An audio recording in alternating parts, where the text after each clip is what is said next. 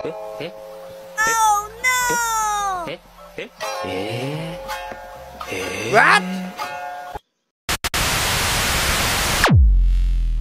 Yo, what's up mga idol? So day 47 na mga kaidol, no? O mag-sea trial may makaroon mga kaidol. Kaya atong lang taon ang alignment sa shafting mga kaidol, no? Kung dili ba kusog ang vibration mga kaidol, kay delikado basin ma-wise guy ta mga kaidol. Asin di na ta makahanak mga kaidol, no? Ari mga kaidol, no? Gawas na may mga kaidol sa ilang pantalan sa port ng Cadiz mga kaidol, no? So mo ni dire mga kaidol, o underway na may mga kaidol. Full ahead na ni siya mga kaidol, no? Lantaw na tong makina mga kaidol, o mga kaidol, no?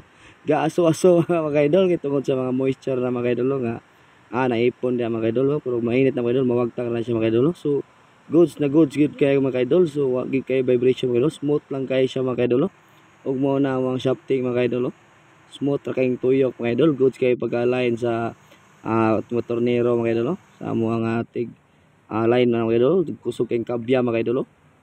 Grabe mo kabya mga kaidol, so nidagan mi anig 8 size 8 9 mga kaidol.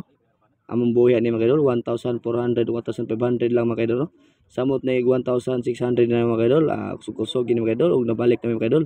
Yun lang ang update natin sa D47 mga kaidol. Salamat sa panonood mga kaidol. Amping ampog padayong lang yung mga kaidol. Bahala ginay basta kanunay. God bless mga kaidol, hanggang sa muli. Paalam.